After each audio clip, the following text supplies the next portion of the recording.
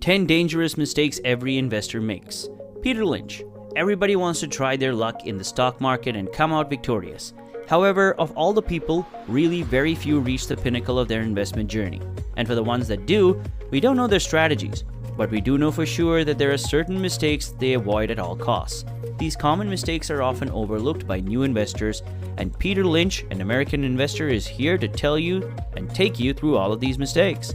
Hello and welcome to Money Invest Today, and we'll be discussing the 10 dangerous mistakes every investor makes by Peter Lynch.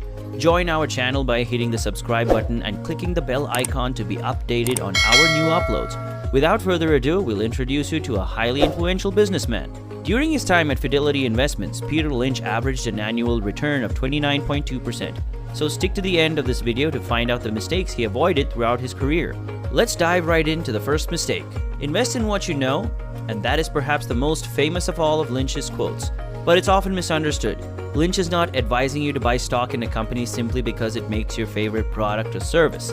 This can be an excellent starting point, but Lynch also recommends diving into the business's competitive positions, financials, and growth prospects before investing in its stock. When Lynch says to buy what you know, he's referring to staying within your circle of competence and investing in industries that you understand well. It's gone down this much already. It can't go any lower. You should never make any assumptions about a stock price. The stock market is an entirely different ballgame. And if a company has terrible fundamentals, the stock price can hit the lowest of lows, and it's a reflection of the company. The second most common assumption as well, as a mistake beginners in the investment world make, is by thinking it's gone this high already. As Mr. Lynch said, this is one of the keys to successful investing. Focus on the companies, not on the stocks. How can it possibly go higher? This is closely linked to today's world of investment. Investors are not patient enough to hold on to their stock, and in the meantime, they forget the most basic rule of investing, which is analyzing the company's fundamentals. A company that is here to make a change and impact the world will surely see all-time highs in its stock price, and you must hold on to that company to reap the profits from their success. Stocks are not just a piece of paper or blips on a computer screen. They represent partial ownership of real businesses. As such, it's the business's fundamental drivers, revenue, profits, and cash flows that will ultimately define and determine the value of its stock. The third mistake people make is by thinking that stock always comes back to its original price. In short, new investors and even the skilled ones assume that a stock price will always rebound. You must wipe out this assumption, as in the end, a stock price will always follow the internal fundamentals of a company. All these mistakes are prevalent and noticeable, yet people choose to ignore them and go with the crowd. Peter Lynch describes this human perception by saying, "Here's a good one that helped me a lot. It's always darkest before the dawn. Then this business is terrible. It's awful. You ought to buy the group." This is not a good way of making money. In fact, for a long-term investor, volatility and risks are two very different things. A stock's day-to-day investments and movements are irrelevant. Investors would be better served by striving to reduce risk, defined as a permanent loss of capital, over their investment time horizons.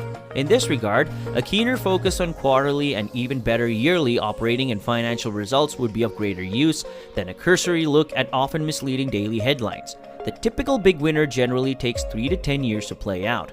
He says, which takes us to our fourth mistake: truly life-changing wealth is made over years and decades. As such, investors should be prepared to hold their stocks for long periods to maximize their gains. Always remember that buying a cheap stock does not necessarily mean that you're getting a good value. There are tons of cheap stocks available, and if this were the case, every person would be betting their money on cheap stocks and making huge gains from them.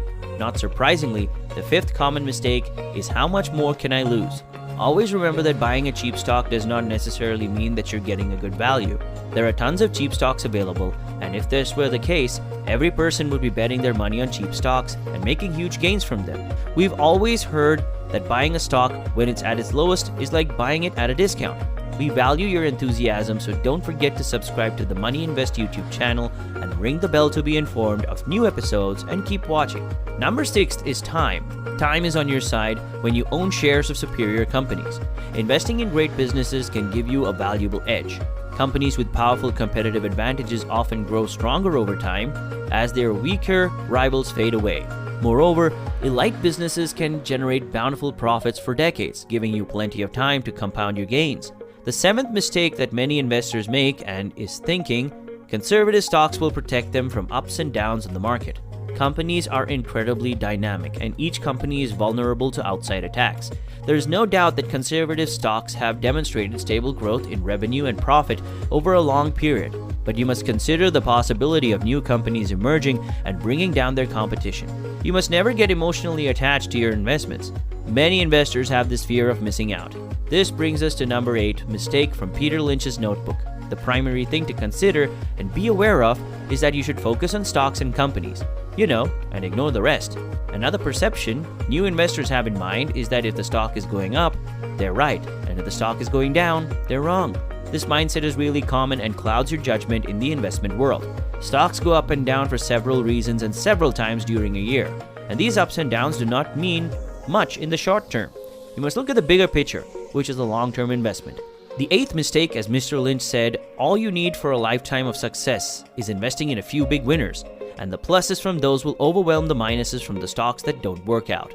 One great investment can change your life, and a handful of multi-baggers can help you create all the wealth you'll ever need. Number 9, if you're lucky in life to have been rewarded to the degree that I have, there comes a point at which you have to decide whether to become a slave to your net worth by devoting the rest of your life to increase it, or to let what you've accumulated begin to serve you. Peter Lynch walked away from the mutual fund industry at the pinnacle of his career.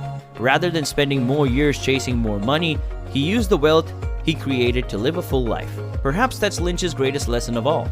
The last mistake Peter Lynch has pointed out in new traders is that they ignore the essential valuation aspect of a particular company and base their entire investment call on a mere comment or rumor.